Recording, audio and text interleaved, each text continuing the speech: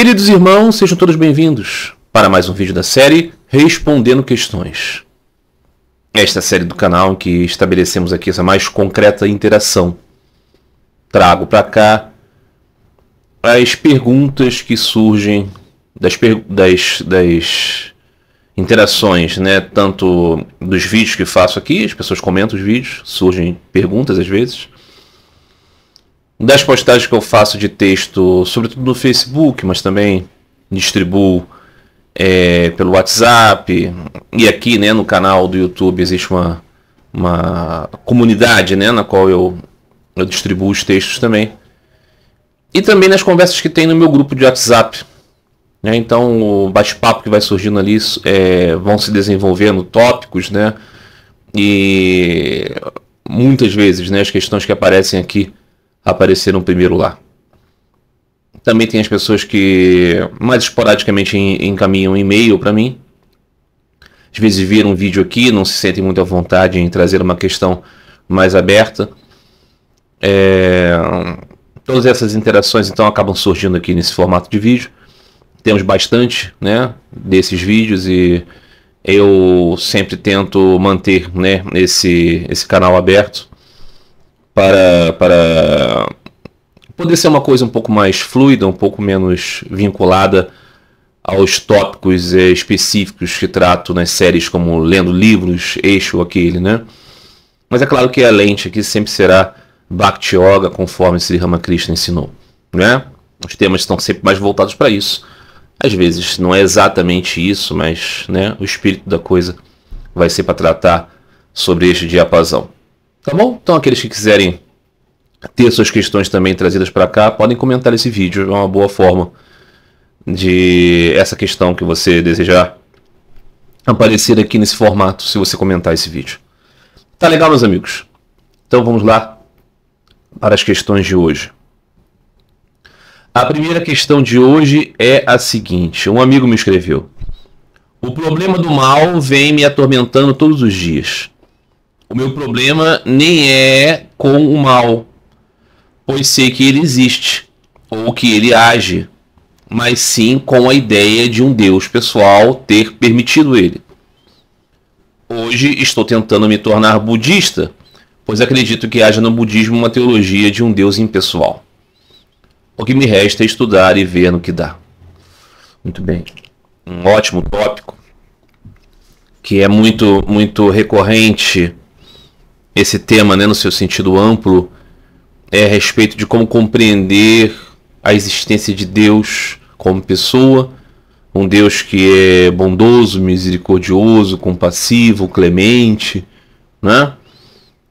Amigo do homem, e ao mesmo tempo perceber que existe tanta dor, tanta miséria, tanta injustiça, coisas terríveis acontecendo o tempo inteiro, com todo tipo de pessoa, além das catástrofes e coisas assim, o que nos faz perceber muitas vezes um certo caos, um certo acaso nas coisas. Então, algumas pessoas pensam, não é possível existir um Deus, uma pessoa divina que está olhando para tudo isso e que é dotado dessas qualidades, porque o mundo, como a gente percebe, ele se mostra alheio a qualquer supervisão desse tipo.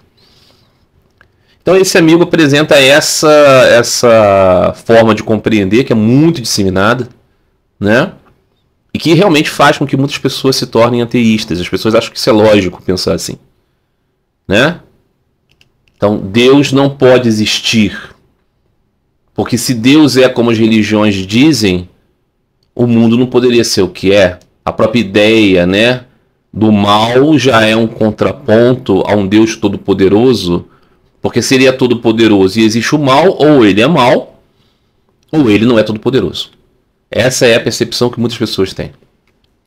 E parece que isso é uma ideia muito racional, uma ideia muito inteligente, é uma ideia da razão, é uma ideia da vida adulta. Quando você se torna adulto, quando você se torna sábio, quando você se torna realmente, né, inteligente, você tem que pensar assim. Quem não pensa assim são os bobinhos, são os religiosos, ou são os hipócritas, são os mentirosos, são os enganadores, são os auto-enganados, né? Essa é a percepção. Não parece que não existe nada fora disso, não. Né? E esse amigo diz, então, como eu não consigo mais aceitar que exista um Deus pessoal, eu vou procurar o budismo, porque parece que o budismo ele fala de um Deus impessoal, então, de repente, é uma forma de eu ter uma religião, de eu ter um caminho espiritual, mas que ele me faça ter um relacionamento com um Deus pessoal que ele acha que não existe. Né? Então, vamos tentar tratar de todas essas questões aqui, que são muito importantes para o desenvolvimento das ideias que eu propago aqui.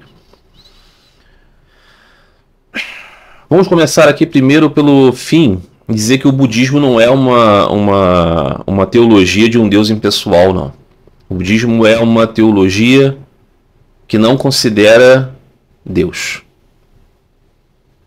É uma teologia que não se preocupa a respeito de falar sobre Deus, mas é mais do que não se preocupar em falar sobre Deus. É afirmar na sua teologia, porque são muitos budismos, né?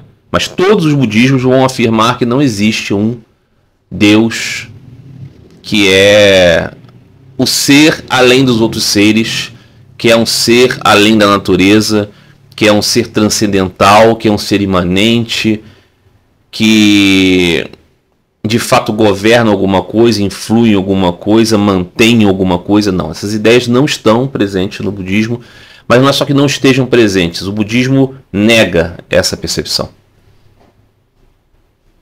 Ah, mas os budismos todos têm muitos deuses, muitas deidades, muitas divindades, demônios e tudo, céus, infernos, tem tudo isso. Mas em nenhum caso aqui considera-se qualquer coisa parecida com Brahma ou com Bhagavan, nada disso. Mesmo esses seres que podem ser chamados de deuses e demônios e grandes seres, eles um dia não foram isso, se tornaram isso, um dia vão deixar de ser. Tudo muito assim. São as teologias budistas. Então o budismo não pode desenvolver nada relacionado a um Deus impessoal. Não. Isso é o Advaita Vedanta. O Advaita Vedanta tem uma compreensão assim. Mas o budismo não. Na verdade, o contraponto entre Advaita Vedanta e budismo é justamente que o Advaita Vedanta afirma existir Brahman. Afirma existir o Atman. Os budismos não afirmam nada disso, muito pelo contrário, renegam isso. Ah, mas o ensinamento do Buda, o Buda falou que o rei dos deuses disse a ele para que ele deveria pregar quando ele teve aquele desânimo após alcançar a iluminação. Essa é a história tradicional do budismo, né? O Buda estava buscando um caminho de moksha para todos, inclusive para mulheres, inclusive para sem castas. Por que eu digo inclusive para mulheres, inclusive para os sem castas? Porque naquele ponto, né, o príncipe Siddhartha Gautama ele tinha sido criado dentro da cultura bramânica, dentro da cultura védica. E foi ensinado para ele que é a moksha, a libertação. Só que a libertação é um processo muito complicado, muito lento, e favorecia sobretudo aqueles que nascessem dentro das classes mais favorecidas. Daqueles que tivessem a oportunidade de nascer, por exemplo, como um Brahmane. Então, Siddhartha Gautama, percebendo isso, ele achava aquilo muito complicado, achava aquilo muito lento, achava aquilo muito cruel. Ele queria uma fórmula que fosse mais rápida, uma fórmula que fosse mais acessível, uma fórmula que desse a qualquer ser, sobretudo qualquer pessoa, a possibilidade de trabalhar por moksha já naquela existência. E foi atrás disso que ele buscou, né? A sua jornada é em busca disso. E ele então desenvolve, na verdade, nada muito diferente do que os próprios Brahmanes já falavam a respeito de moksha, escapar do samsara. Só que ele trabalha isso em outros termos, baseando-se menos na hierarquização da sociedade, conforme ali, né, aquele Varnashrama, né, aquele sistema, né, de classes e dos ashramas, os estágios da vida. Então ele cria uma nova ordem monástica e tudo mais, que depois até abrange a possibilidade de mulheres, o que era completamente inovador, né? e ele vai ensinar isso. Mas ele vai ensinar isso depois de ter tido a iluminação. Ele descobre aquilo que o próprio brahmanismo já falava. Que existe uma realidade subjacente à causalidade do samsara. Então, assim, a descoberta do Buda não tem nada de diferente do que já era falado pelos Vedas, pelos Upanishads. Nada.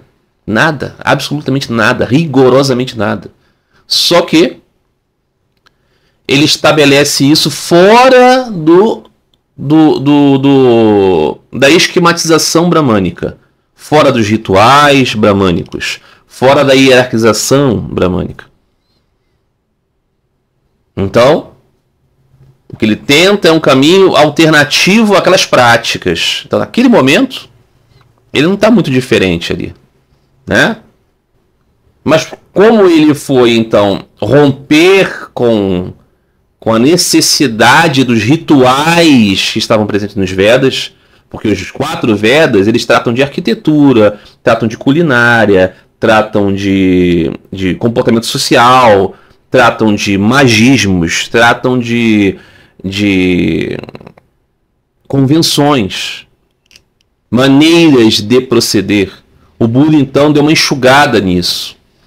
E foi o âmago da questão, dizendo que as pessoas precisam fazer é controlar os seus apegos e desenvolver, então, cada vez mais uma percepção de que você não é esse corpo, não é essa mente, não é? Quem você verdadeiramente é está preso nessa gaiola do samsara justamente por causa dos seus apegos. Então você precisa se desapegar para você, em algum momento, nascer com claridade o suficiente para estar contentado com o que você verdadeiramente é dentro daquela gaiola. E aí você um dia morre e não vem mais para cá, mas você alcança a verdadeira felicidade, que é a sua própria natureza. Esse ensinamento do Buda, ele não é diferente, não é diferente do que os Upanishads dizem.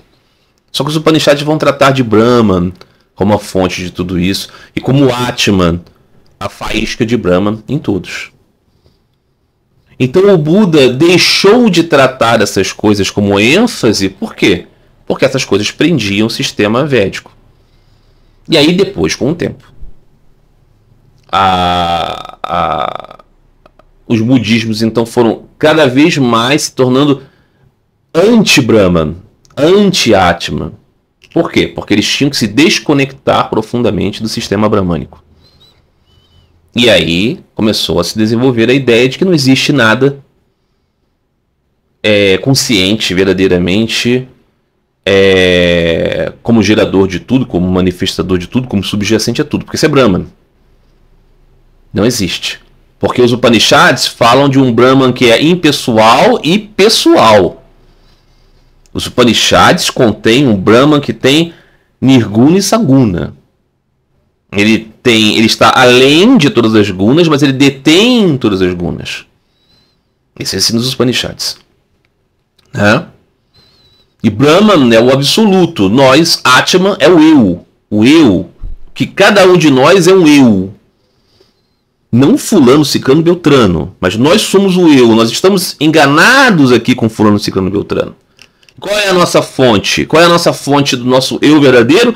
E qual é a fonte das nossas capas, das nossas máscaras, dos fulanos, ciclanos e beltranos? Brahman, o absoluto. Isso se chama os Upanishads. Então o Buda foi diretamente no ponto. Olha, é uma analogia, inclusive, né? Que ele falava a respeito disso. O sujeito está caminhando na floresta. Ele recebe uma flechada no braço. Ele não sabe quem atirou, ele não sabe de onde veio a flecha, ele não sabe o motivo. E todas essas perguntas são muito pertinentes. É importante saber quem atirou, da onde atirou e por que atirou. Só que ele diz, urgente mesmo naquele momento é tirar a flecha e cuidar do curativo. Então, qual é o ponto? Urgente é estabelecer desapego. Para depois você descobrir Brahman, Atman, o sentido das coisas, que é importante, faz sentido pensar nisso, mas aqui o ponto primeiro é, na perspectiva de Siddhartha Gautama, você trabalhar a questão do desapego. Então o budismo, de um ponto de vista inicial de Siddhartha Gautama como alguém que reformar o sistema védico, se transforma numa coisa não védica. Claro, porque ele conseguiu, né, esses budismos que surgiram depois, né, esses budismos verdadeiramente que surgiram, porque você tem Siddhartha Gautama, a personalidade espiritual, e você tem os budismos, tá? Você conhece isso, né? Com Cristo e o cristianismo, né? Jesus e o cristianismo. Você sabe, né? Que são coisas diferentes. Você não entende, né? Que as questões cristológicas do Concílio de Nicéia foram estabelecidas pelo Cristo, né? Claro que não é verdade? Então, nós temos todo um corpo de doutrina, de lógicas, de máximas, de necessidades de crença que não tem nada a ver com o que Jesus viveu e ensinou.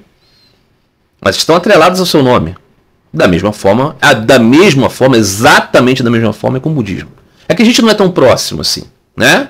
Então parece, né, para nós que é uma coisa perfeitamente autêntica. O Buda criou. Você vê lá os Theravadas, você vê os infinitos ramos Mahayana, você vai dizer assim, o Buda nada. O Buda era um hindu. No sentido que a gente entende, né? Ele era alguém védico, completamente védico, totalmente védico. Então estava ali, interagindo dentro daquela cultura e estava reformando aquilo que era apodrecido dentro daquela cultura. E era mesmo. Que era uma cristalização absoluta do sistema bramânico. Foi isso que ele veio contrapor. Depois se transformou nas muitas doutrinas francamente ateístas, que são os budistas, os budismos. Francamente ateístas, todos eles. Ah, mas tem deuses, não diga isso, tem deuses. Eu já fui adepto dessa perspectiva. Não é ateísta porque ele não sustenta uma ideia. Não, sustenta sim. Sustenta sim. Existem dois caminhos. Um caminho é você afirmar que existe o Supremo Senhor, Deus, que tudo depende dele, que ele não depende de ninguém, mas tudo está sustentado nele. E existe uma doutrina que diz, não existe nada disso. Não existe esse Supremo. Nada está sustentado em ninguém. Isso é ateísmo. É ateísmo. Tirou Deus. Budismo. É ateísta sim, senhor. Então não é Deus impessoal, não. Não Brahma impessoal. Não é isso. Os budismos não tratam disso. Mas trata de quê?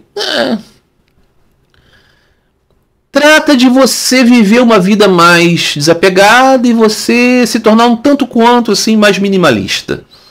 Para que você sofra menos. É um pouco estoico assim, sabe? Eu vou lidar melhor com as coisas na medida que eu depender menos das coisas. Aceitar a realidade como ela é. Okay? Mas não tem nada de amor a Deus, busca por Deus, nada disso. Que você precisa amar a Deus porque você vem dele. Nada disso nunca há. Nunca há. Então, o budismo é um caminho de matar completamente qualquer percepção de devoção. Qualquer percepção de devoção é completamente destruída com a perspectiva do budismo. É a realidade isso. Estou dizendo aqui que são malvados, que são do demônio, nada disso, mas é um caminho que mata a devoção. Que nega a devoção. Racionalmente tenta dizer, você mesmo não é uma alma eterna. Você mesmo não existe. Os budismos caminham para isso. Né? Muito bem. Então, esse amigo se tenta buscar o budismo, porque há no budismo uma teologia de um Deus pessoal, avisar para ele aqui, não tem, não. Não tem. Tem um ateísmo ritualizado. Um ateísmo que tem mitologias. Um ateísmo que tem atos rituais confundidos com devoção. Não é devoção, é tudo uma forma de você purificar sua mente. Eu tenho uma deidade, eu sei que ela não existe substancialmente, ela só existe transitoriamente, ela só é como se fosse um mecanismo de um sistema. Então não tem uma adoração verdadeira. Eu tenho um método para purificar a minha mente. Tudo é assim. Tudo é assim no budismo. Eu busco mérito, eu faço as coisas para ter mérito, é para nascer melhor, é para nascer com melhores condições, para que uma hora eu venha me dissolver. É isso que é budismo. Com as nuances de cada uma das infinitas práticas, que tem coisas locais consideradas, coisas dos ritos anteriores, das religiões ali que estavam naqueles povos, que eles foram adicionando e foram conformando. Isso que é budismo. Então você quer buscar isso? Ok, muito bem. Muitos ateus fazem isso, né? Eles não querem saber de Deus, não querem se submeter a Deus, não querem se ligar com Deus, não querem adorar a Deus, não querem pensar em Deus, tem raiva de Deus até, da ideia de Deus.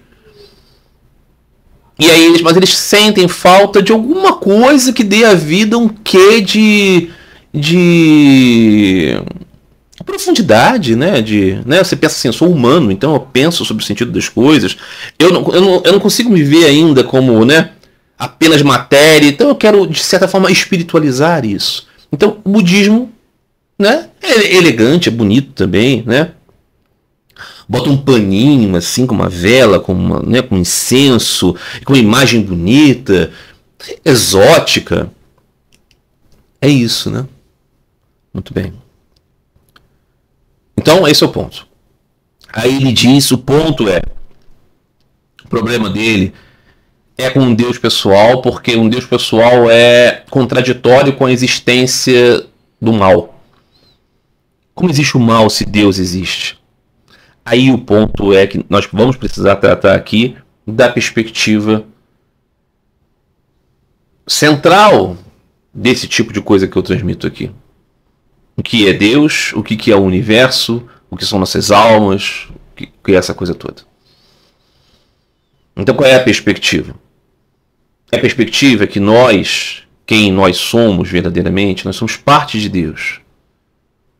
Nós somos imaculados, imortais, eternos. Da natureza de Deus, que é tudo isso, imaculado, imortal e eterno, sempre existiu, nunca nasceu. Nunca deixou de ser, nunca deixará de ser. Assim somos nós também. Nós somos eternos. Nós nunca fomos gerados, criados. Não, sempre existimos porque somos da natureza de Deus.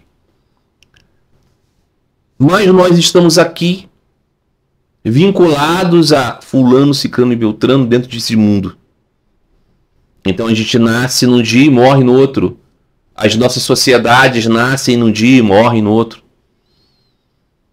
Onde está o sofrimento? O sofrimento está no fulano, no ciclano, no beltrano.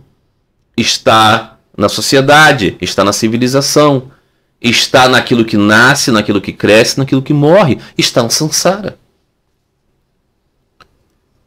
Então, por qual razão nós sofremos? Nós sofremos porque estamos vinculados a isso que é transitório por definição. Não é exatamente que seja fadado ao mal, é fadado à mudança.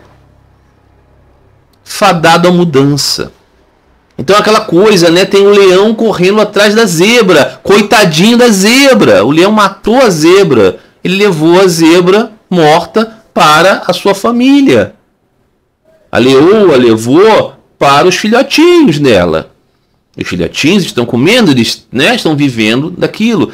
É a lei do mundo. Ah, mas é uma crueldade com a zebra. A zebra é transitória por definição. Mas a alma que habita a zebra, a alma que está associada à zebra, nunca morreu, nunca foi comida, nunca foi atacada, nunca foi perseguida. Mas por que ela existe lá vinculada? Em virtude da nossa conexão com essa transitoriedade. E aí entra o próprio discurso do budismo. Porque estamos apegados a essa transitoriedade. Mas como que nós podemos desapegar dessa transitoriedade? O que existe além dela? Deus. Deus existe além da transitoriedade.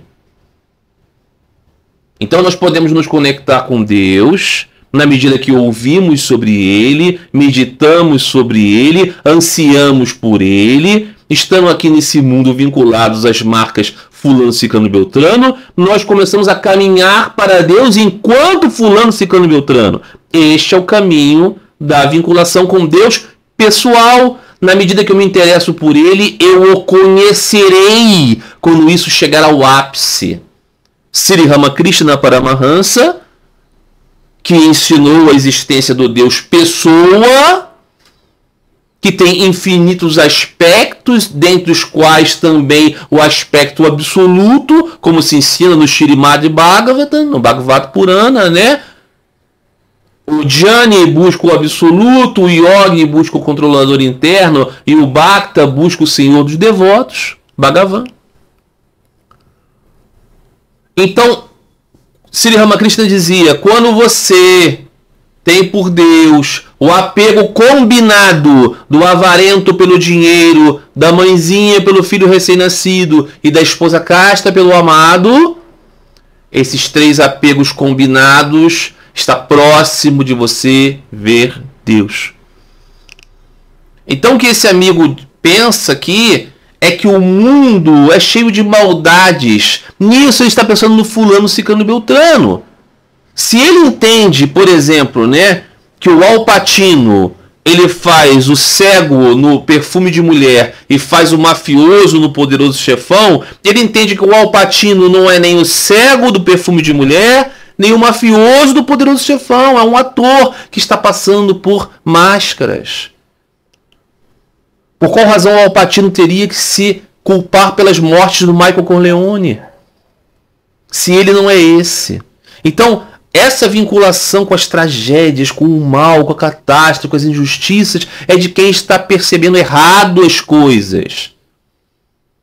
Mas qual o sentido de estarmos vinculados aqui? O sentido de estarmos vinculados aqui é justamente descobrirmos Deus. O amar, o amá-lo, buscá-lo, ou amar e buscar o mundo, que é áspero e macio, quente e frio, doce e salgado, bonito e feio, bom e mal. É absurdo, é ridículo. Uma pessoa que olha para o mundo é malvado, não tem bondade no mundo. O mundo é feio, não tem beleza no mundo. Não tem prazer no mundo, não tem alegria no mundo. Quantas infinitas alegrias há no mundo. E é por isso que estamos aqui, que nos apegamos a elas e compramos o pacote dual. Então, na medida que em algum momento a gente perceba um vazio em relação a isso, eu já sei que o mundo tem prazeres, eu gosto de viajar, eu quero ver meu time ser campeão do campeonato, eu gosto do sexo, eu gosto de comida, e a praia, e a montanha, e a noite, e o dia, a riqueza, o sucesso, tudo isso. Isso não me preenche mais, falta algo. E você começa a pensar que esse algo é um amor profundo que você intui. E aí você começa a saber sobre Deus através dos seus santos, através de suas glórias, através de seus ensinamentos. E você passa a desejar isso. Você no mundo caminha para transcendê-lo. Não é que você vai começar a ser a prova de balas, não. Não é que você não vai ficar doente, não. Não é que você não vai ter pobreza, não. Não é que o parente seu não vai morrer, não. Não é que você não vai estar se instalado num regime totalitário, não. Nada disso. Todas essas coisas continuarão acontecendo. Você pode estar vivendo numa casa e ter um terremoto e tudo acabar. Sim. Mas dentro de você começa a existir uma relação com o que há além de toda esta barafunda, de toda essa constante transformação. E isso é desenvolvimento de amor por Deus. E esse Deus que você ama é uma pessoa que ouve você, que espera por você, que não depende de você, que se você nunca o buscar tá tudo bem, porque ele é o Supremo, o Senhor de todas as glórias. Você depende dele em tudo para viver no mundo e para transcendê-lo. Se você um dia o amar, se você um dia o desejar, você transcende o mundo. Se você continuar o ignorando, você permanece no mundo com o quente e com o frio, com o áspero e com o macio, com o belo e com o feio, que todo mundo vive. Ah, mas aquele que nasceu cego, aquele que nasceu sem os braços, aquele que nasceu pobrezinho, nesta existência transitória de poucos anos foi assim, em outras não foi. Essa é a perspectiva. Né? O que é Bhakti Yoga? Bhakti Yoga é buscar Deus. Por quê? Porque isso é o que vai me dar alegria. Isso é o que vai me dar felicidade. Isso é o que vai me dar real alegria e felicidade. Transitória não, eterna. É isso. Muito bem.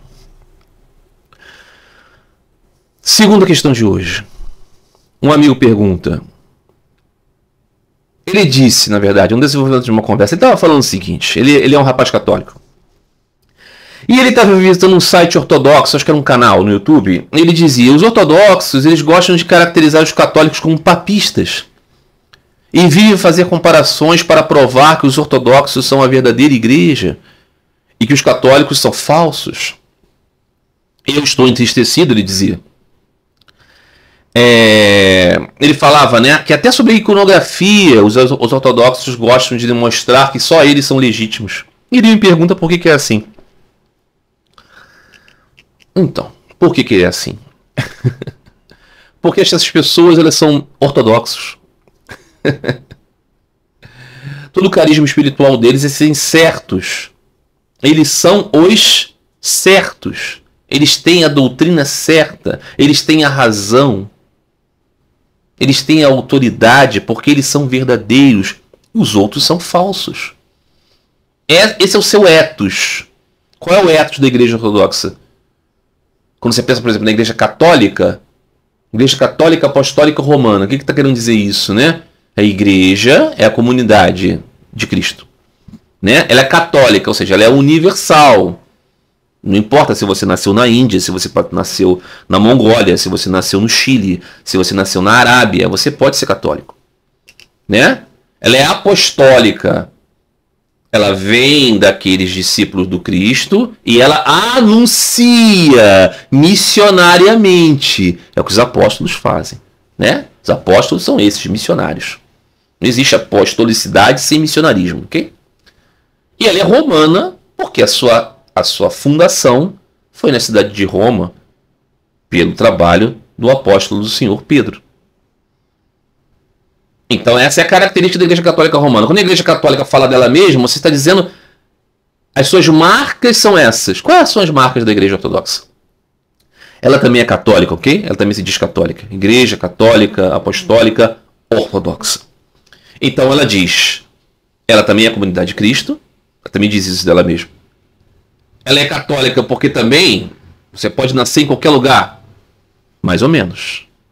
Porque qual é o território canônico da Igreja Ortodoxa? Qual é o território canônico da Igreja Ortodoxa? Qual é o território onde ela atua com legitimidade? Eu vou dizer para você.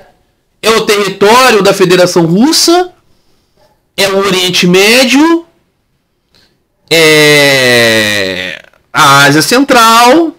É a África e a Europa Oriental. Esses são os lugares que correspondem ao território canônico da Igreja Ortodoxa. Então, se você nasce fora disso, você nasce fora da ecúmene. Não é que você não possa se tornar um cristão ortodoxo, mas você vai se tornar um cristão ortodoxo assim, porque você foi batizado numa igreja que está lá para atender aquela diáspora. Porque a Igreja Ortodoxa não tem território canônico, por exemplo, na América do Sul. Não tem. Ah, mas não tem bispo na Argentina? Não tem. Tem. Mas o território canônico não é esse. Não é território canônico. Né? Tem diocese da Igreja Russa. A maior diocese da Igreja Russa, por exemplo, é da América do Sul. É verdade. Tem diocese da Igreja Grega, né, que está sob jurisdição do Patriarcado de Constantinopla. Todas as igrejas fora deste território canônico estão sob jurisdição do Patriarcado Ecumênico, mas qual é a característica? É que o Patriarcado Ecumênico está observando essas comunidades, mas que o território não é dele. Por quê? Porque toda essa lógica é a lógica do Concílio de Nicéia, quando a igreja era vinculada ao domínio romano. E depois, com Teodócio, em 381, se tornou a religião oficial do Império Romano. Então os ortodoxos seguem essa perspectiva. Por isso que para eles é tão importante essa questão, nessa crise da Igreja Ortodoxa Russa, da Igreja Ortodoxa na Ucrânia. Qual é o ponto? Os russos dizem a Ucrânia é um território espiritual russo. Então a Igreja Ortodoxa Russa tem jurisdição sobre o território da República Ucraniana. Não importa se ela é República Ucraniana, importa que espiritualmente falando ela está sob a égide, sob a guia do Patriarcado de Moscou. Essa é a perspectiva, é territorialista. Então a catolicidade da Igreja Ortodoxa é muito questionável mesmo. Claro que existem ortodoxos em todas as partes do mundo, de todas as etnias, isso é verdade. Mas a metodologia é de entender que existem esses territórios. E aí qual é o ponto? Já foi falado isso. Inclusive tinha um artigo dentro do Patriarcado de Moscou, dentro do site do Patriarcado de Moscou, dizendo que a Igreja Ortodoxa não realizava proselitismo e missão no território ocidental porque ele era historicamente relacionado à Igreja de Roma. Tanto é que os ortodoxos são muito sérios em dizer que olham com ofensa que a Igreja Católica Romana tenha missões nos territórios ortodoxos e dizem, não, esse território aqui é nosso. Assim como o Ocidente é da Igreja Católica Romana. Quando nós temos nossas paróquias lá, é para tratar da nossa diáspora. São a igreja para os gregos, são a igreja para os russos, são a igreja para os sérvios, mas é para eles lá, para atender o nosso povo. Nós não estamos indo além da nossa jurisdição. A Igreja Católica Romana não pensa assim. Ela sempre praticou missionarismo nas terras ortodoxas, justamente porque ela entendia que todo o território do mundo era abrangente à sua missão. Por quê? Porque ela está mais fiel ao nexo da própria identidade católica. Né? Católico, você pode pensar assim, é sobre a universalidade do ser. Né? Ou seja, eu não preciso nascer dentro de uma determinada família, dentro de uma determinada etnia, eu posso, né, por consciência, me tornar adepto daquele caminho. Então isso é uma religião universal. O budismo é assim, né? O Islã é assim. Durante um tempo, né, o Islã passou a ser assim. No início ele não era assim. No início do Islã ele era a comunidade ali, dos árabes, dos monoteístas árabes. Depois, quando ele foi avançando, que ele foi abrangendo essa possibilidade, né?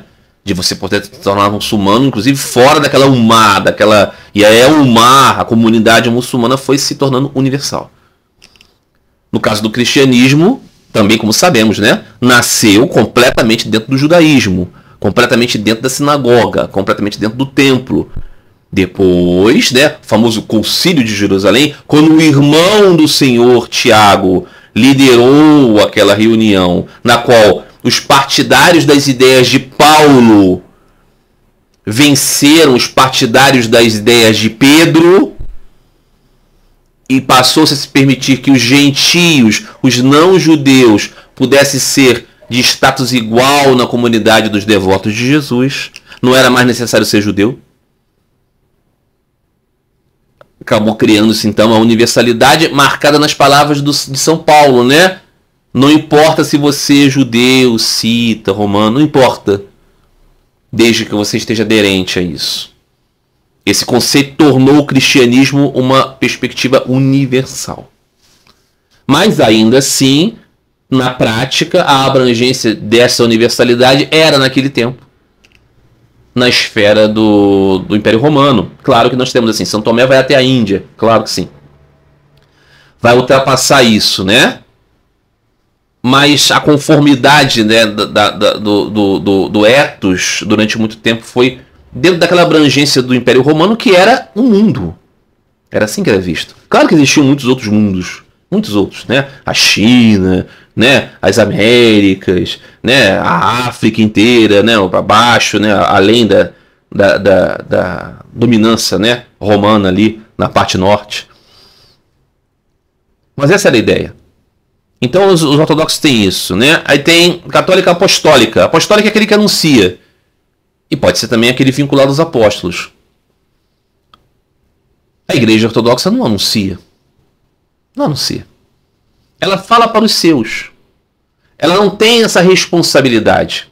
Eu lembro que quando eu era um cristão ortodoxo, era um diácono da Igreja Ortodoxa, em 2016 o patriarca de Moscou visitou a América do Sul. Na verdade ele visitou, né, ele foi ter um encontro com o Papa Francisco em Cuba. E depois ele foi até o Brasil, né? Celebrou uma liturgia em São Paulo. E eu estava lá concelebrando, inclusive, com o patriarca. Concelebrando mesmo, ok? No mesmo altar, trocando com ele o diálogo litúrgico, recebendo dele o cálice da comunhão, né? Recebendo dele bênção para ler o Evangelho. E eu estava muito feliz com a vinda do patriarca, com certeza. Naquele momento eu tinha uma percepção do patriarca de Moscou muito diferente do que eu tenho hoje. E tinha uma percepção também muito diferente da Igreja Ortodoxa do que eu tenho hoje, claro que sim. Né? E aí eu lembro que teve na cidade do Rio de Janeiro, no Cristo Redentor, um pequeno ofício, um ofício curto, um molibem. E o patriarca ia presidi-lo, né? ia participar dele. E lá estava, né, o grande coro de Sterensky, lindíssimo. E o clero, e visitantes, e debaixo da imagem do Cristo, da estátua do Cristo. E o patriarca chega ali, e eu lembro da minha emoção, eu chorava, assim, lágrimas escorrendo, de ver tudo aquilo, a minha cidade, o patriarca, o coro, o Cristo Redentor, e eu falava, poxa, conclui-se, né, aqui uma jornada de missão. Naquela época eu fazia parte de uma missão que eu pedi para ser criada. Foi muito emocionante para mim. Até que o patriarca fez o seu sermão.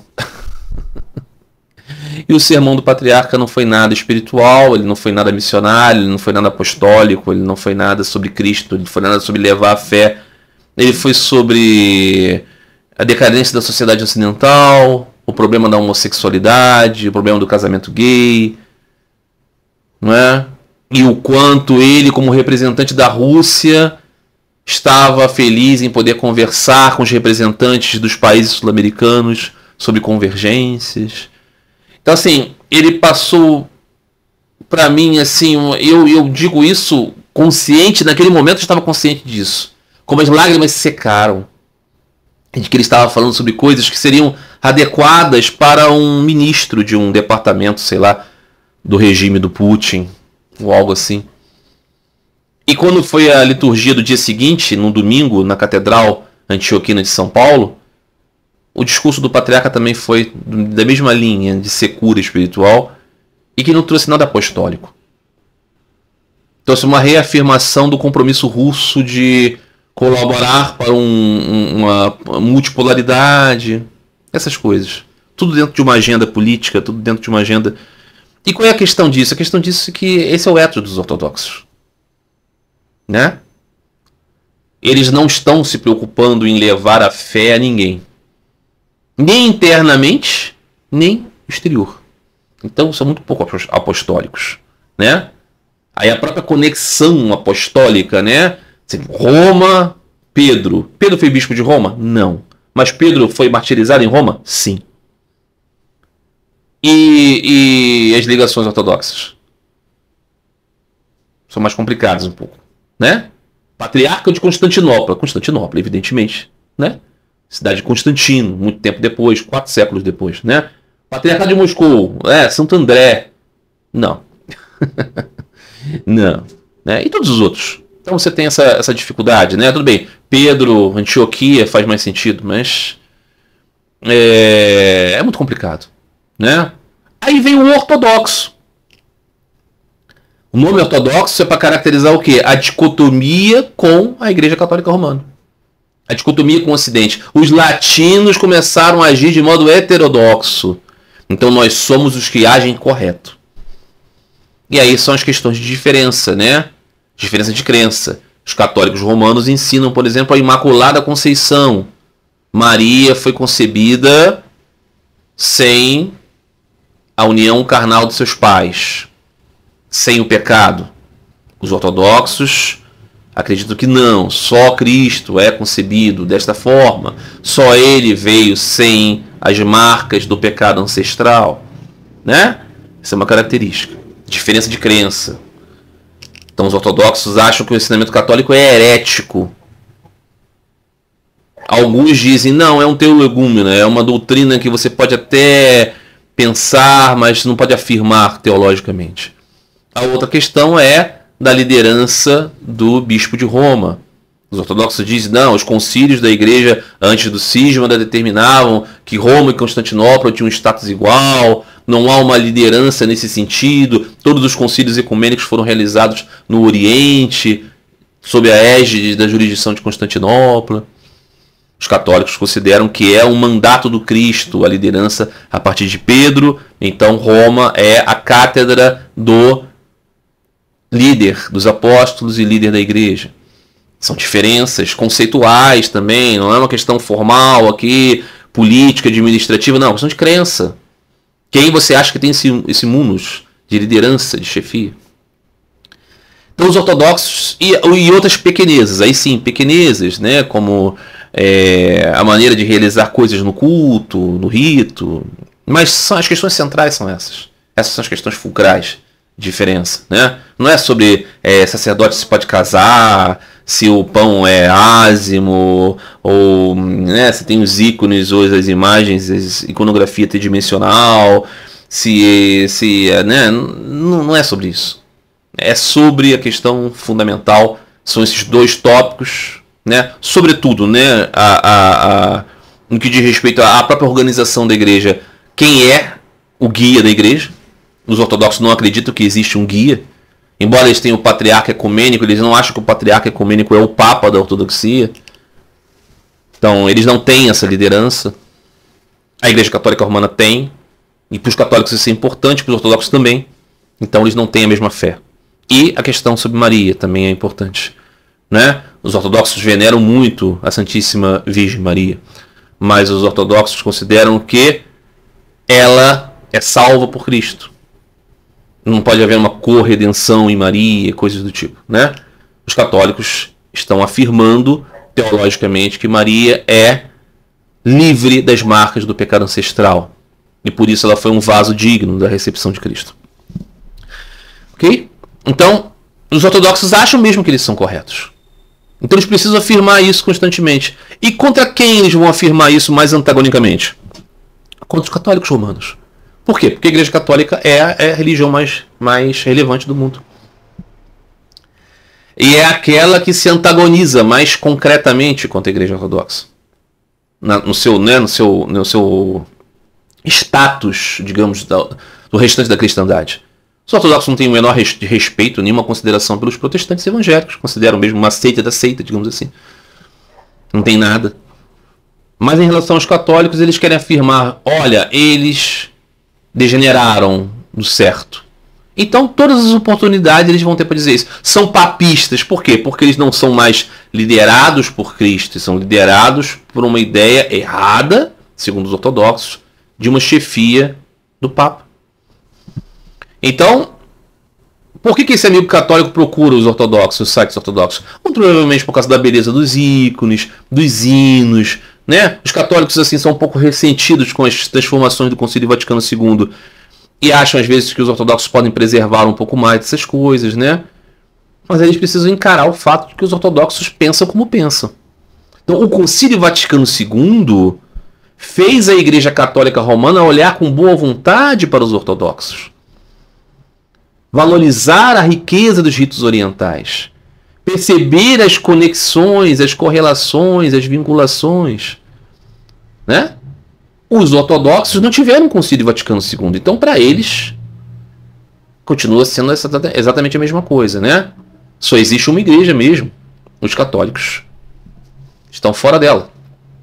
Esse é o pensamento assim dos mais tradicionalistas. É claro que na grande hierarquia ortodoxa e tudo mais, eles não pensam assim exatamente, não, né?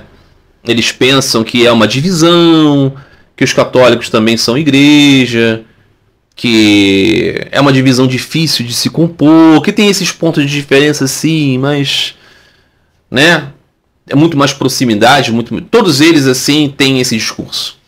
Querem estar muito bem com os católicos e tal. Mas é isso.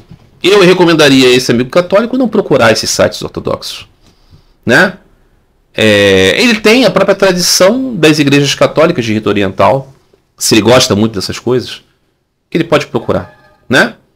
Ele vai se sentir menos ofendido, vai receber menos bullying, digamos assim. Na igreja ortodoxa ele vai receber bullying mesmo, né? Por quê? Porque é o conceito da coisa, né? É a crença. É assim que se pensa, né?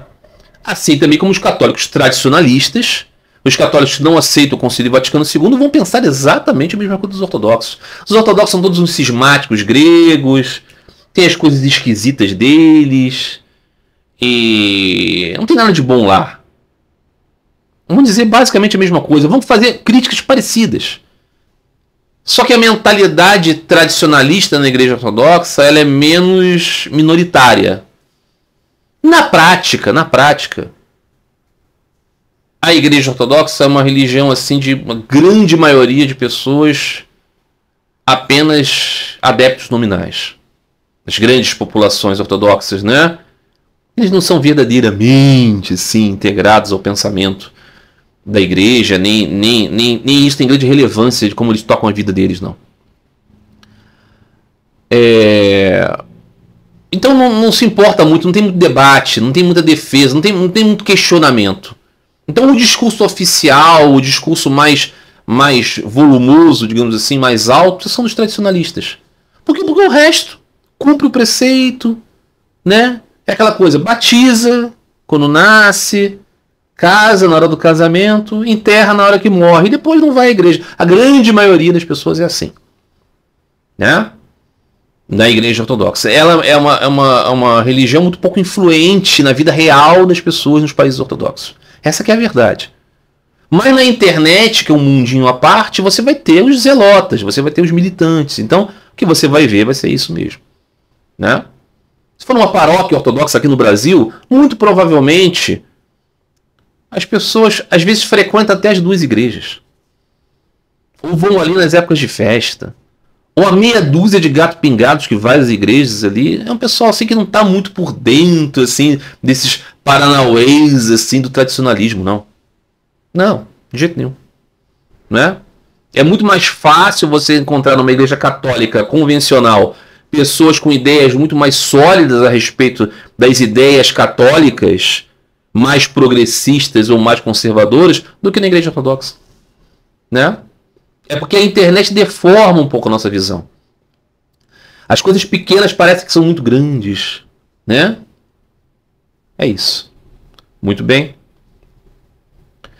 Uma amiga entrou em contato comigo e a questão foi o seguinte. Ela é uma pessoa que mora fora do Brasil, brasileira, mas mora fora do Brasil.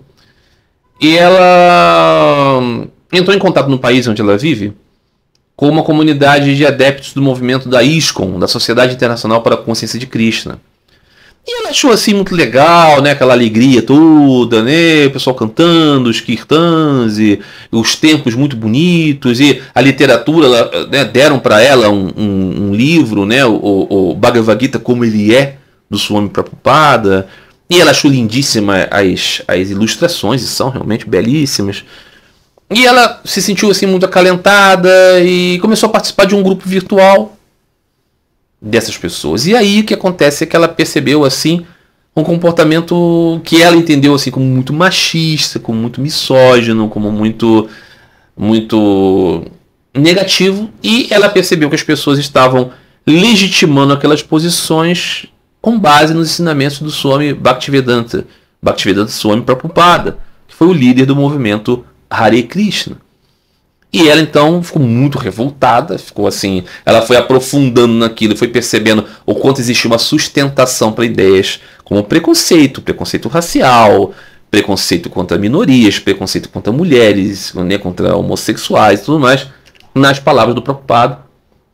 E ela percebia que as pessoas tinham orgulho daquilo, então ela ficou muito entristecida e muito chateada, e veio falar comigo para saber se era realmente assim. ela passou a ter uma posição muito negativa a respeito do Swami Prabhupada e do próprio movimento, né, da ISKCON, o movimento Hare Krishna. Então, eu respondi a ela, que eu vou desenvolver aqui. Eu já falei sobre isso já em mais de um vídeo a respeito do movimento chamado Hare Krishna, movimento da consciência de Krishna, que foi estabelecido aqui no Ocidente da maneira assim, né?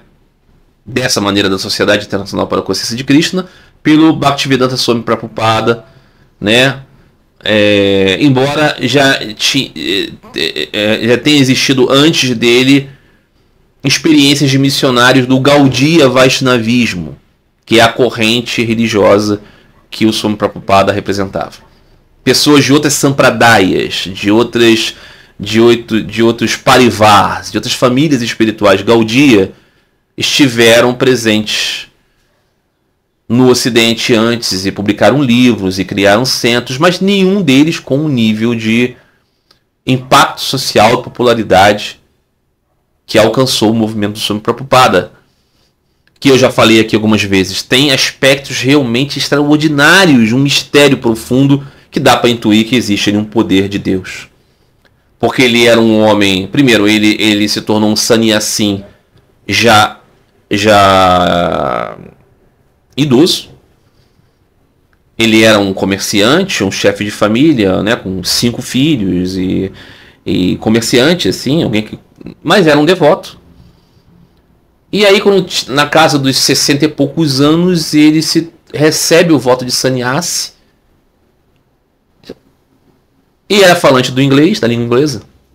Ele escrevia artigos, ele já tinha criado um jornal, né? O De Volta para o Supremo, Back to Godhead.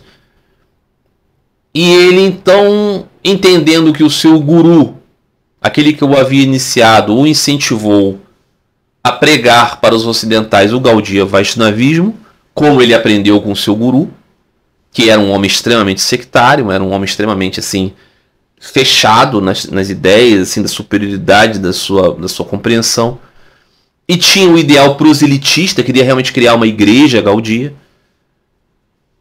Esse homem se tornou então sannyasi já idoso, deixou sua família e entendeu que era seu dever como discípulo seguir a vontade do seu professor espiritual, do seu guru, e ir para o Ocidente para pregar o Gaudiya Vaishnavismo, traduzir o Bhagavad Purana e o Bhagavad Gita e outras literaturas importantes, como a vida de Sri Chaitanya, para o público ocidental.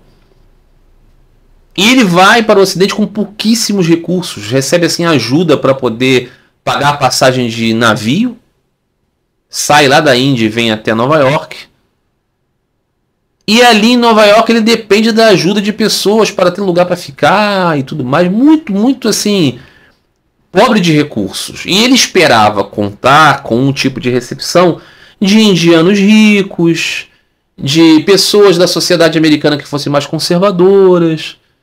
Ele tenta esse contato e ele não consegue muito sucesso com isso. Ele tem algumas ajudas e tudo mais, mas tudo assim muito precário.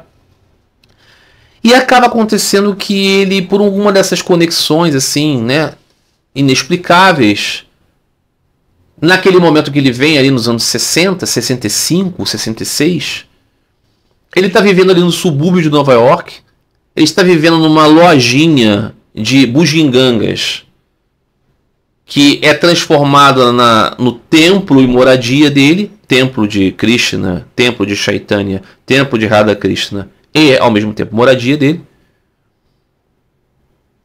E ele é descoberto por jovens do movimento de contracultura, do movimento hippie, do movimento psicodélico, do movimento do amor livre, do movimento das drogas, do movimento das revoluções que iriam explodir depois de 68, né? Toda aquela contracultura de Woodstock, toda aquela coisa. Um movimento hippie, né? Simbolizava muito isso. E esses jovens que eram o completo avesso daquilo que o Swami Prabhupada vinha pregar, porque ele veio pregar uma religiosidade muito austera, ele veio pregar uma religiosidade muito cheia de asceticismo, de austeridades, como forma de você tornar-se capaz de se conectar com Deus. Por quê? Porque era essa mentalidade do seu guru. E assim foi a mentalidade dele. E ele então recebeu esses jovens, e os jovens perceberam nele um homem pobre, um homem austero, um homem sincero, um homem religioso. Não viram nele o símbolo, né, do certo estereótipo, né, de gurus, assim, né, gurus milionários, gurus apalpadores de moças, de rapazes, gurus usuários de drogas, gurus malandros, safados e picaretos, como, né, existe em profusão. Eles perceberam que ele não era isso. E o Swami Prabhupada, ele não era bonito, ele não tinha uma voz maravilhosa, ele não era uma pessoa dotada de características que você pudesse dizer impressionar alguém, mas ele impressionou esses jovens. E esses jovens eram todos eles, ou a grande maioria deles, pessoas de classe média, pessoas que tinham boa educação, pessoas que tinham boa formação acadêmica, muitos deles nas áreas de artes, boa parte deles eram de famílias judaicas, muitos cristãos, evidentemente, também. E eram jovens que estavam sentindo um vazio profundo diante daquele mundo de grandes transformações e encontraram naquele homem um mendigo trazendo um tesouro com ele. E respeitaram profundamente aquele homem e sentaram aos seus pés para ouvi-lo. E ele percebeu um jogo de Krishna ali. E por mais que ele não esperasse que fosse aqueles jovens que dariam base para o cumprimento da sua missão, foi com eles que ele fez uma coisa assombrosa. Uma coisa assombrosa.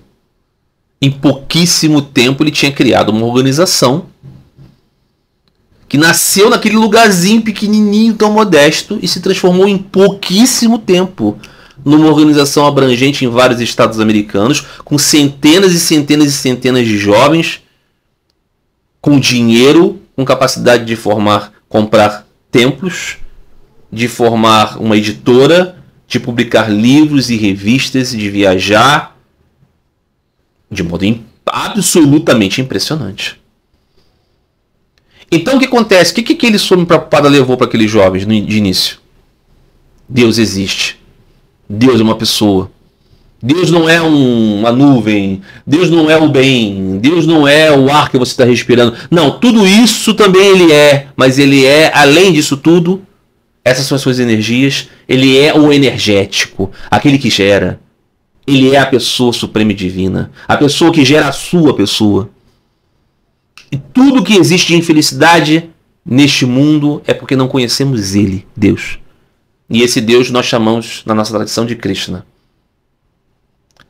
Ele disse isso, basicamente isso, e disse: uma das formas nesse tempo, nessa época em que vivemos, que está tudo muito bagunçado, tudo é muito difícil, a gente tem dificuldade de pensar, é a era de Kali. Nós somos mais atrasados, nós somos mais frágeis, nós somos mais tolos, mais débeis. Deus nos dá uma oportunidade de, através da concentração no seu santo nome, da sua imagem adorável, dos seus passatempos transcendentais, mas sobretudo no cantar os seus santos nomes, nós podemos purificar a nossa mente, aquecer o nosso coração e ter uma conexão com ele já nesta vida. Para isso, evidentemente, você tem que ter alguma regulação, você deve deixar de consumir drogas, estimulantes, deixar de comer comida que não é oferecida a Deus, e nessa tradição a comida que se oferece a Deus é lacto-vegetariana, porque é a comida do modo de bondade. Você não deve ter relações sexuais fora do casamento, e você não deve se envolver com jogos de azar, porque isso vincula você ao apego a esse mundo decaído. 4 princípios e uma crença fundamental. Foi esse o ensinamento básico de Swami Prabhupada. Para aqueles hippies, para aqueles jovens do amor livre, para aqueles jovens que renegaram a religião. Não vou dizer renegaram a religião dos pais, porque os pais nem tinham mais religião. Mas renegaram todos os status quo da sociedade, ouviram aquelas palavras daquele velhinho, simpático, bondoso, pobre, sincero, e falaram: é isso que a gente estava esperando, vamos nos render a Krishna. Vamos seguir essas austeridades. Esse é o caminho. Encontramos um professor. Alguém que não quer passar a mão em nós. Alguém que não quer tomar nosso dinheiro. Alguém que quer ser um general guiando um exército de verdadeiramente revolucionários, revolucionários espirituais, é a revolução real, não do comunismo, não do socialismo, não do feminismo, não do trabalhismo, a revolução do espírito. Isso foi a mensagem de Prabhupada. E é uma mensagem muito poderosa e muito importante. Foi esse o início. Aí o que acontece? O movimento cresceu muito rápido.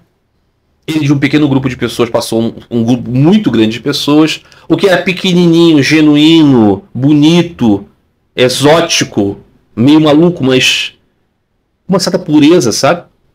Passou a ser uma coisa grande, estruturada, institucional, volumosa. E aí a coisa descambou um pouco. E aí acabou acontecendo que o Swami Prabhupada recebeu muita gente que não deveria ter recebido. Realizou coisas assim a toque de caixa, ordenações não, iniciações, e na prática ordenações de lideranças, casamentos, e a coisa logo descambou. Então o movimento, logo que o Swami Prabhupada faleceu, e faleceu em circunstâncias assim bastante controversas, né? Há muitas pessoas que dizem que ele pode ter sido até mesmo, né, prejudicado pelos seus próprios discípulos. Procure na internet, vocês vão saber do que eu estou falando. Prejudicado é um eufemismo que eu estou utilizando aqui, ok? Para ser cuidadoso, né, nesses tempos em que está todo mundo muito sensível, né? E aí o que acontece? Vivíamos aqueles anos 70, né? Anos 60, anos 70. Era um outro mundo, ok? Não tinha internet, não tinha essa velocidade de comunicação toda como tínhamos hoje. Tinha sim a distribuição dos livros, né? O Brasil, por exemplo, foi o país que mais vendeu, mais teve distribuição do Bhagavad Gita como ele é. Nos sebos, por exemplo, do centro da cidade do Rio de Janeiro, você está assim, uma enxurrada de livros, né, da BBT, do Bhaktivedanta Trust, né, dos livros do movimento Hare Krishna. Eu tenho todos os livros que foram publicados, acho que todos.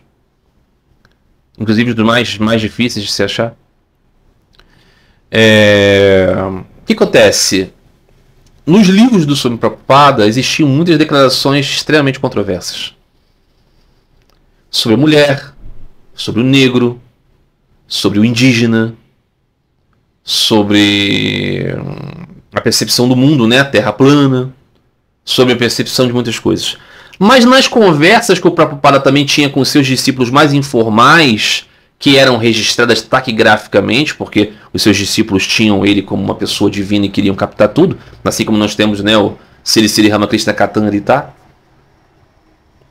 Então muitas dessas palavras informais do Prabhupada sobre a mulher, sobre o negro, sobre o indígena, sobre Hitler, sobre tantas coisas, sobre questões que hoje seriam um motivo de cancelamento evidente, estão lá.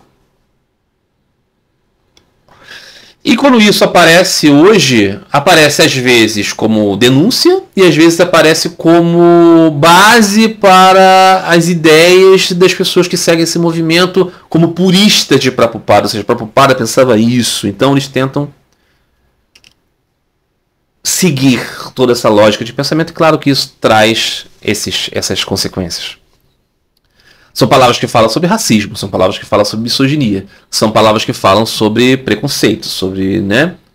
E as pessoas acham então que isso são as palavras de um santo, então seguem isso como padrão também. Então essa amiga viu isso e o que eu disse a ela é que existem esses dois lados. Qual é o lado predominante do Swami Prabhupada? O despertar espiritual que ele criou.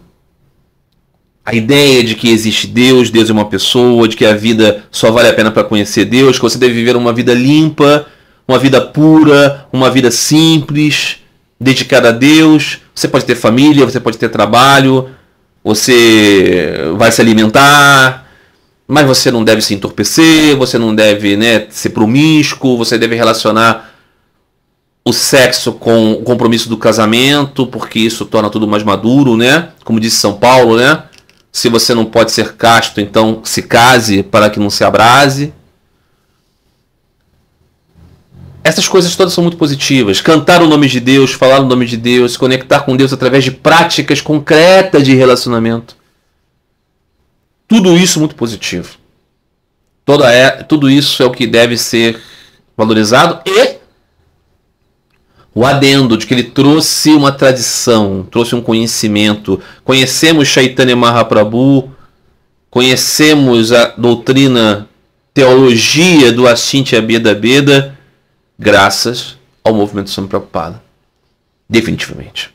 A crítica que ele faz, a maneira como o Advaita Vedanta meio que controlou a narrativa do pensamento indiano é muito correta, no seu âmago central. De fato, há uma deformação de entendimento do próprio Bhagavad Gita, que é um livro devocional, é um livro fundamentalmente sobre Bhakti, é sobre o Deus pessoal, é sobre o Deus como uma pessoa. Tudo isso é correto.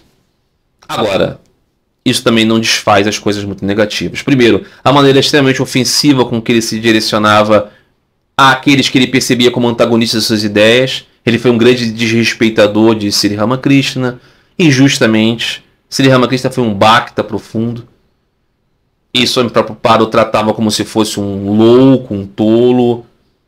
Por quê? Porque ele tinha raiva profunda da pregação neovedântica de Swami Vivekananda e da ênfase no Advaita. Então ele considerava assim, a Ordem Missão Ramakrishna Mayavada, e também porque a Ordem Missão Ramakrishna se notabilizou também pelo seu serviço social, então ele achava que aquilo era uma espécie de mundanismo. Foi bastante injusto, bastante equivocado nas suas considerações, tanto sobre Sri Ramakrishna, tanto quanto sobre Vivekananda, tanto quanto sobre a Ordem Ramakrishna. Isso estão presentes nos seus livros, estão presentes na mentalidade que ele deixou. Mas sobretudo essas questões, né, sobre a mulher, né, sobre o negro, sobre o indígena, sobre que eram completamente desnecessárias, mas que estão presentes. Estão presentes nos seus livros, estão presentes no seu discurso. O que a gente pode pensar disso? Como que é possível conciliar alguém que aparentemente teve uma ajuda de Deus para realizar algo, tenha também essas ideias? Porque Deus é a perfeição absoluta. Este mundo não é perfeição absoluta, esse mundo é dualidade. Então, mesmo aquelas pessoas que são dotadas de grandes características, de grandes talentos, de grandes dons, também têm o seu aspecto errático, também tem o seu aspecto nebuloso. Então, assim como seria profundamente, né, assim, tapar o sol com a peneira, não observar esses aspectos problemáticos da jornada do Swami Prabhupada, eu falo aqui como um devoto de Sri Ramakrishna, a qual o Swami Prabhupada ofendeu muitas vezes. É claro que eu posso perceber isso, devo perceber isso, não sou cego, não sou hipócrita, e devo renegar isso, devo deixar isso para um outro lado, devo não seguir isso.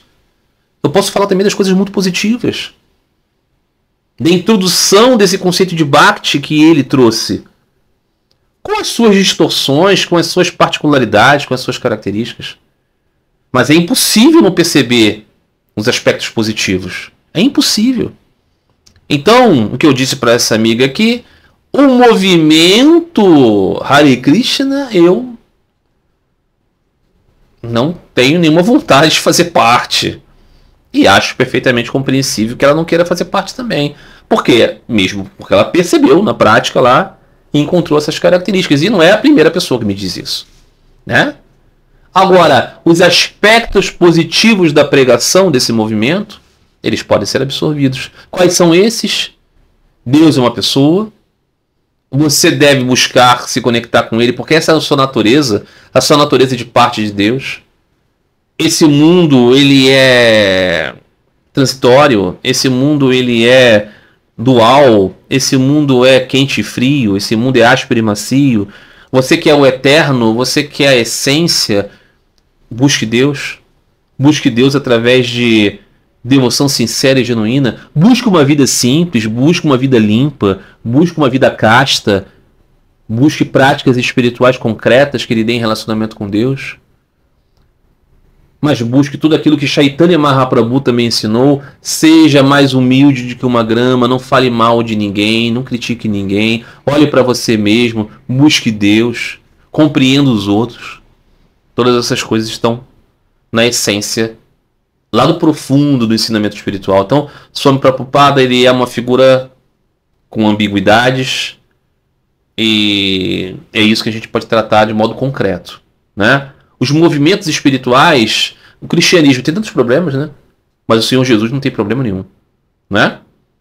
Então é isso que a gente deve buscar. A essência das coisas, o que é puro, o que é imaculado, o que é santo, tentar inserir na nossa vida e tentar melhorar nisso em relação ao objetivo máximo, que é nos tornarmos amantes de Deus, não é? Muito bem, meus amigos, vamos ver o que tem mais aqui. 1h15. Eu fui um pouco, né? Falei muito sobre poucos temas.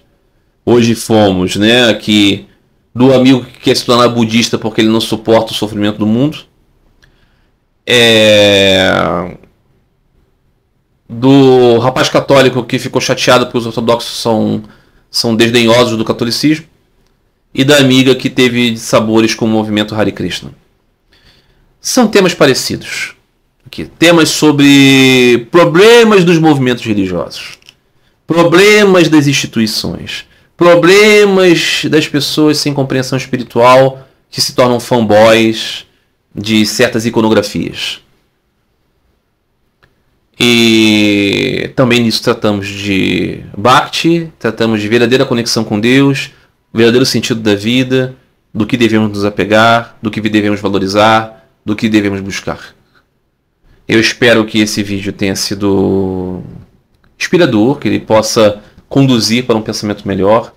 Todos esses amigos a qual eu respondi a questão, eu já falei com cada um deles, já respondi a cada um deles. Aqui é uma extensão disso, né, uma ampliação, para que outras pessoas também sejam alcançadas. Se vocês têm interesse sobre esses assuntos e querem que as suas questões sejam desenvolvidas aqui, comentem esse vídeo. Tá bom, meus amigos? Então é isso. Um grande abraço a todos vocês. Até a próxima semana. Fiquem todos em paz. Fiquem todos com Deus.